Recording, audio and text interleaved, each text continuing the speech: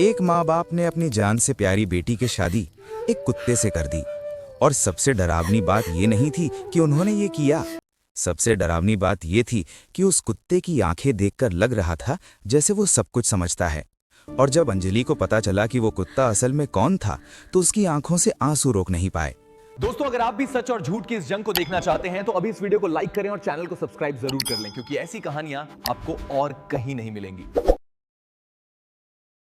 राजगढ़ गांव, जहां पहाड़ों की ठंडी हवाएं बहती थीं, जहां नदी का पानी इतना साफ था कि उसमें आसमान का पूरा अक्स दिखता था, और जहां हर घर के आंगन में तुलसी का पौधा लहलहाता था।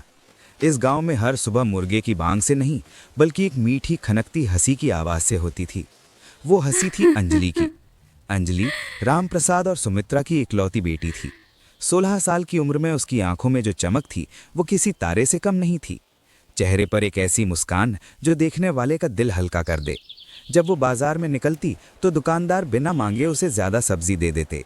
जब वो मंदिर जाती तो पुजारी कहते, इस लड़की के माथे पर देवी का आशीर्वाद है।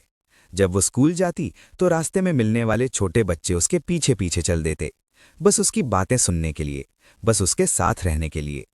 रामप्रसाद एक साधारण किसान था। सुबह होते ही खेत जाता, धूप में पसीना बहाता, और शाम को थका हारा घर लौटता। लेकिन जैसे ही दरवाजे पर कदम रखता और अंजलि की हंसी कानों में पड़ती, उसकी दिन भर की थकान पल भर में गायब हो जाती। वो अक्सर सुमित्रा से कहता, सुमित्रा, हमारी अंजलि किसी राजकुमारी से कम नहीं है। सुमित्रा मुस्कुराकर जवाब देती, राजकुमारी नहीं जी, हमारी बेटी तो साक्षात देवी है। और ये बात झूठी भी नहीं लगती थी। अंजलि में एक अजीब सी कशिश थी, एक ऐसी खींच जो समझाई नहीं जा सकती थी। वो जहां जाती वहां खुशी का माहौल बन जाता। पशु पक्षी उसके पास आ जाते जैसे उसे पहचानते हों। गांव के बूढ़े बुजुर्ग उसे देखकर कहते, ये लड़की बड़ी होकर बहुत नाम करेगी, इसके नसीब में कुछ खास लिखा है। लेकिन किसी को क्या पता था कि खास शब्द इतना भारी होगा। किसी को क्या पता था कि इस सुनहरी खिलती महकती जिंदगी पर एक गहरी अंधेरी ठंडी छाया मंडरा रही है, जो सही वक्त का इंतजार कर रही है। जिस दिन अंजलि 17 साल की हुई, उस दिन गांव में जश्न का माहौल था। माँ ने सुबह से ही हलवा बनाया, पिता ने बाजार से नई लाल साड़ी लाई, पड़ोसन काकी मिठाई लेकर आईं, बच्चे आंगन में खेलते रहे। लेकिन उस रात जब सब सो गए, एक अजीब घटना हुई। अंजलि अपने घर के पिछवाड़े बगीचे में अकेली बैठी थी। आसमान साफ था, तारे चमक रहे थे। वो मन ही मन उन्हें गिन रही थी। तभी अचानक एक काला उल्लू पास के पीपल के पेड़ पर आकर बैठा और लगातार 3 बार बोला। अंजलि को नहीं पता था कि गांव में उल्लू का रात को 3 बार बोलना अपशकुन माना जाता है। वो तो बस उसे देखती रही। उस रात उसे बहुत अजीब सपने आए। सपने में वो एक घने जंगल में थी। अंधेरा इतना गहरा था कि हाथ भी न दिखे, और उस अंधेरे में कोई था जो उसका पीछा कर रहा था। वो भागी, भागती रही, लेकिन अंधेरा उसके पीछे पीछे आता रहा, न रुका न थका। सुबह उठी तो उसने सपना भूल दिया, लेकिन किस्मत ने भुलाने का कोई इरादा नहीं था। उसी शाम, जन्मदिन के अगले दिन, अंजलि अपनी 3 सहेलियों के साथ नदी किनारे बैठी थी। बातें हो रही थीं, हंसी मजाक चल रहा था, शाम की ठंडी हवा बह रही थी। तभी अचानक, बिना किसी हवा के, बिना किसी आवाज के, पास के पुराने पेड़ की एक विशाल मोटी डाल सीधे अंजलि के ऊपर गिरने लगी। सहेलियां चीख पड़ी। अंजलि की आंखें बंद हो गईं। उसने सोचा, बस अब यही अंत है। और तभी एक काली परछाई बिजली की तरह आई। एक काला कुत्ता न जाने कहां से, न जाने कैसे दौड़ कर आया और अपने पूरे दम से अंजलि को धकेलकर 2 कदम दूर ले गया। अगले ही पल वो भारी मोटी डाल जमीन पर गिरी, ठीक उसी जगह जहां अंजलि बैठी थी। धमाके की आवाज से पूरा नदी किनारा गूंज उठा। धूल का गुबार उठा। जब धूल छटी, अंजलि जमीन पर गिरी थी। कंधे पर हल्की खरोंच थी, घुटना थोड़ा छिला था, लेकिन वो जिंदा थी। और वो काला कुत्ता वहीं खड़ा था। उसकी आंखें अंजलि पर टिकी थीं। न भौंका न हिला, बस देखता रहा। फिर धीरे से मुड़ा और जंगल की तरफ चला गया। जैसे आया था वैसे ही। सहेलियां कांप रही थीं। किसी की समझ में नहीं आया कि अभी क्या हुआ। वो कुत्ता कहाँ से आया था? वो वहां था भी या नहीं, या ये सब एक सपना था? लेकिन जमीन पर पड़ी वो टूटी हुई डाल झूठ नहीं बोल रही थी। इसके बाद जो हुआ वो किसी की कल्पना से बाहर था। हर 10-15 दिन में अंजलि के साथ कोई ना कोई हादसा होता, और हर बार वही काला कुत्ता। एक बार अंजलि अकेले कुएं पर पानी भरने गई। मटका भर रही थी, झुककर रस्सी खींच रही थी कि अचानक पैर फिसला। वो सीधे कुएं में गिरने लगी। चारों तरफ कोई नहीं था, चीखने का वक्त भी नहीं था। लेकिन जैसे ही उसका शरीर कुएं के अंदर झुका, उसे लगा किसी ने उसे पीछे से खींचा। उसने पलट कर देखा, वो काला कुत्ता उसका दुपट्टा अपने मुंह में दबाए पूरी ताकत से पीछे की तरफ खींच रहा था। अंजलि बाहर आ गई, हाफते हुए, कांपते हुए। कुत्ते ने दुपट्टा छोड़ा। उसकी आंखें उस पर टिकी थीं, शांत, गहरी। एक बार वो खेत के रास्ते से गुजर रही थी, तभी एक काला, मोटा, जहरीला सांप उसके ठीक सामने से निकला और फन फैलाकर खड़ा हो गया। अंजलि के पैर जमीन में धंस गए। सांप आगे बढ़ा और उसी पल वो काला कुत्ता सांप के सामने आकर खड़ा हो गया। उसने इतनी तेज, इतनी गहरी आवाज में भौंका कि सांप डरकर पलट गया और झाड़ियों में गायब हो गया। एक रात वो छत पर सो रही थी। आधी रात को अचानक तेज आंधी आई। उसकी चारपाई छत के किनारे की तरफ खिसकने लगी। नींद में ही अंजलि को लगा जैसे वो हवा में झूल रही है। आंख खुली, वो किनारे पर थी। एक कदम और वो नीचे गिर जाती। तब उसने देखा, वो काला कुत्ता छत पर था और चारपाई का कोना अपने दांतों में दबाए पूरी ताकत से खींच रहा था। गांव के लोग अब ये सब देखने लगे थे। देखते देखते कानाफूसी शुरू हो गई। ये कुत्ता आता कहाँ से है? इसे किसी ने पाला है क्या? ये हर बार अंजलि के पास ही क्यों आता है? इसकी आंखें किसी जानवर जैसी नहीं लगती। रामप्रसाद ने एक दिन उस कुत्ते का पीछा करने की कोशिश की। वो जंगल के अंदर तक गया, लेकिन थोड़ी दूर जाते ही वो कुत्ता जैसे हवा में गायब हो गया। न कोई आवाज, न कोई पैरों के निशान, न कोई हिलती डुलती झाड़ी। रामप्रसाद खाली हाथ लौटा और उस रात पहली बार उसे नींद नहीं आई। सुमित्रा रात को भगवान के सामने दीपक जलाकर बैठ जाती और बुदबुदाती, हे भगवान, मेरी बेटी पर यह कैसा संकट है और ये कौन है जो उसे बचा रहा है? क्या है ये रहस्य? वो दिन था मंगलवार का, बाजार का दिन। अंजलि अपनी माँ के साथ हाट से सब्जियां खरीदकर लौट रही थी। टोकरी में भिंडी, टमाटर, आलू, हरी मिर्च सब था। दोनों बातें करते हुए चल रही थीं। अंजलि कह रही थी कि वो बड़ी होकर शहर जाना चाहती है, आगे पढ़ना चाहती है, कुछ बनना चाहती है। सुमित्रा हंसकर बोली, पहले घर तो पहुंच जा, फिर शहर की बात करना। दोनों हंसी और तभी एक चीख, हट जाओ, ट्रक आ रहा है, हट जाओ। अंजलि ने आवाज सुनी, मुड़ी और जो देखा उससे उसके पैर जमीन में गड़ गए। एक विशाल ट्रक। ड्राइवर का स्टीयरिंग छूट गया था, ब्रेक फेल हो गई थी। तेज रफ्तार से सीधे उनकी तरफ बढ़ा चला आ रहा था। भारी, बेकाबू, दहाड़ती हुई मशीन। लोग इधर उधर भागने लगे, चीखें उठी, लेकिन अंजलि जड़ हो गई। उसके पैर हिल नहीं रहे थे, उसकी सांस रुक गई।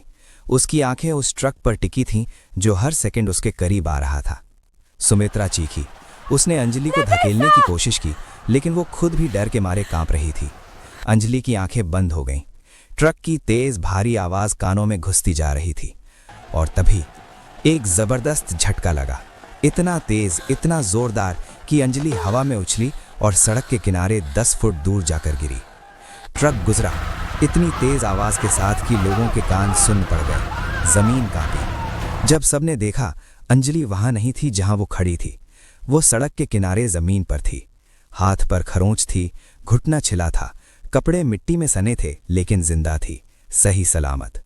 और उसके ठीक बगल में वो काला कुत्ता बैठा था। उसकी सांसें तेज चल रही थीं। उसके माथे पर थोड़ा खून था, शायद ट्रक से टकराया हो या जमीन पर लगा हो, लेकिन उसकी आंखें शांत थीं, बिल्कुल शांत, जैसे उसने कुछ बहुत साधारण काम किया हो। भीड़ जमा हो गई। ये कुत्ता, ये तो भगवान का भेजा हुआ है। इसकी आंखें देखो, ये किसी जानवर की आंखें नहीं हैं। ये कुत्ता इंसान है, ये इंसान है।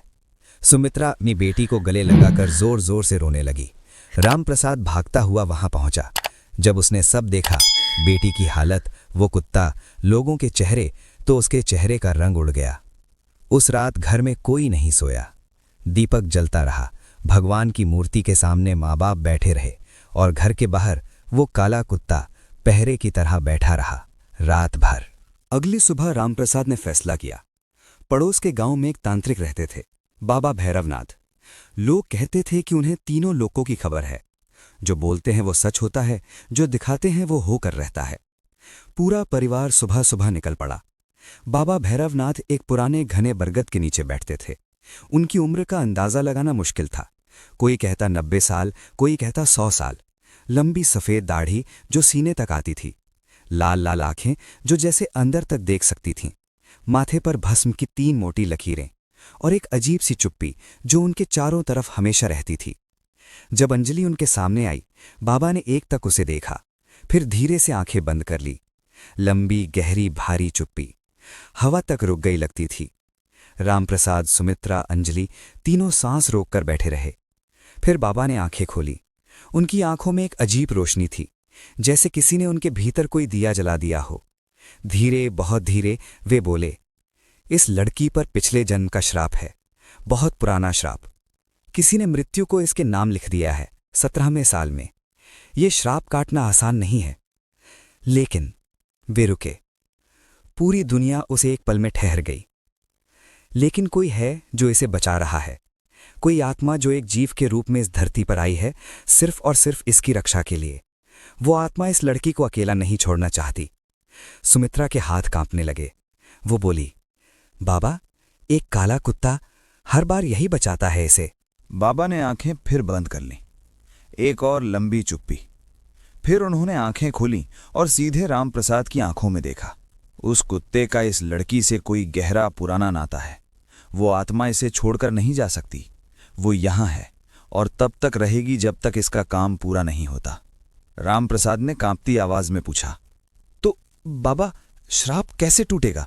मेरी बेटी की जान कैसे बचेगी हमेशा के लिए? बाबा ने जो कहा उसने वहां बैठे हर इंसान को पत्थर बना दिया।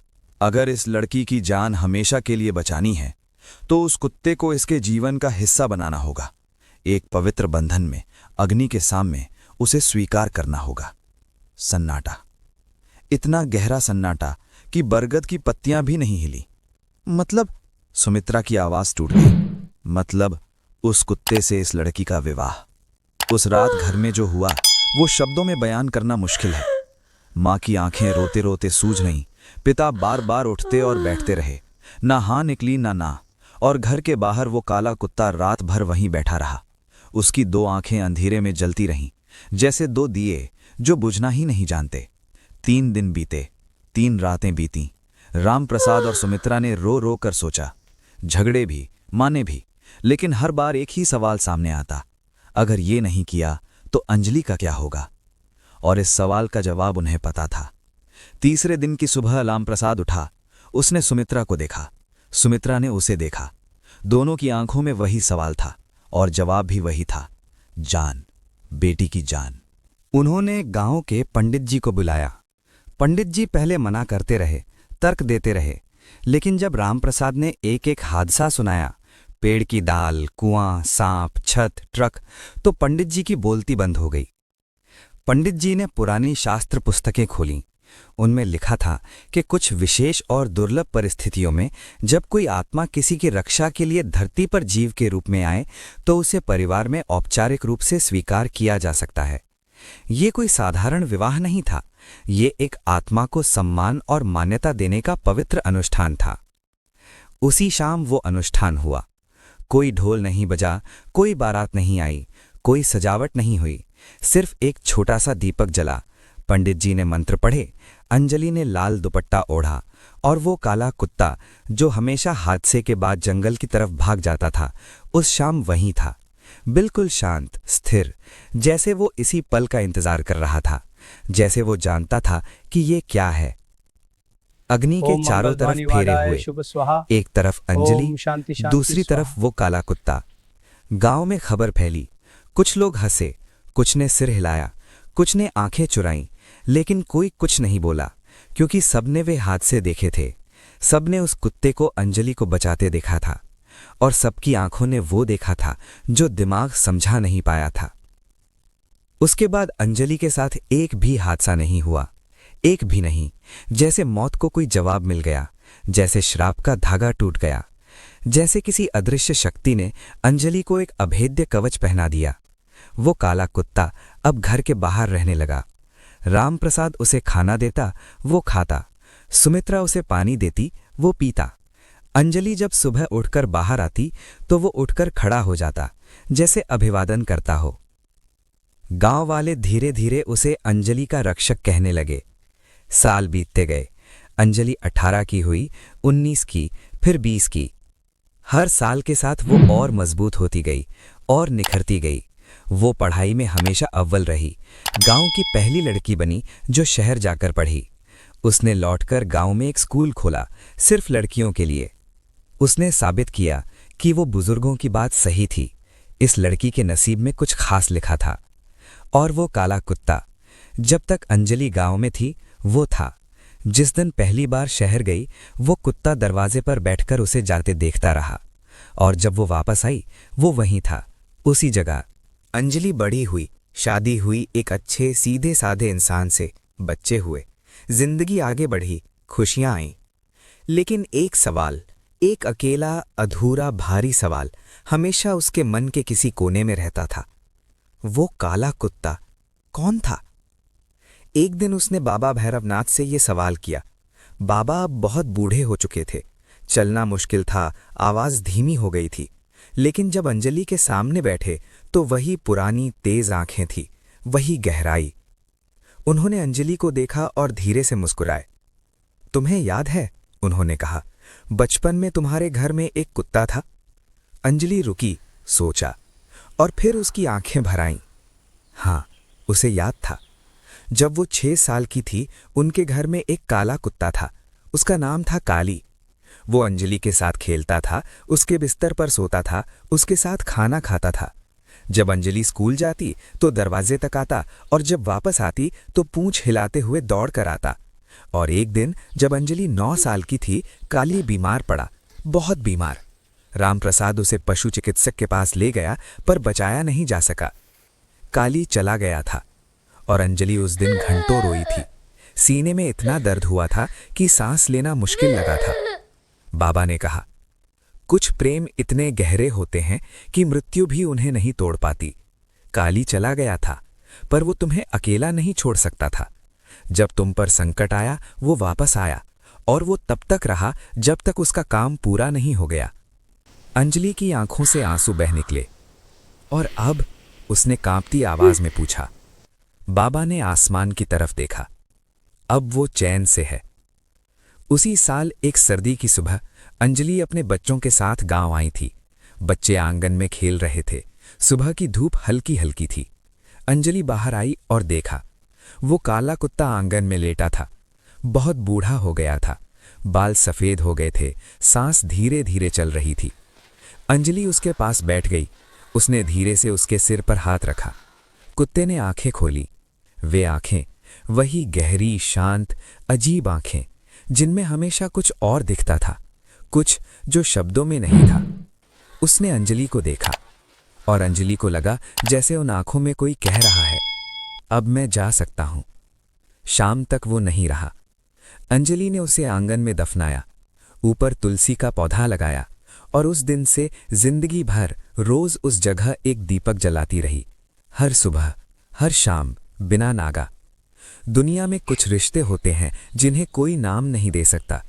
कुछ प्रेम होते हैं जो जन्म और मृत्यु की सीमा को नहीं मानते, जो समय को नहीं मानते, जो दूरी को नहीं मानते। कुछ आत्माएं होती हैं जो किसी के लिए, बिना किसी स्वार्थ के, बिना किसी उम्मीद के, सब कुछ छोड़कर वापस आती हैं। अंजलि की कहानी उन लोगों के लिए है जो सोचते हैं कि मौत के बाद सब खत्म हो जाता है। उनके लिए वो काला कुत्ता एक जवाब है। प्रेम, असली निस्वार्थ प्रेम, कभी नहीं मरता। वो बस रूप बदलता है, और जब जरूरत होती है वापस आ जाता है।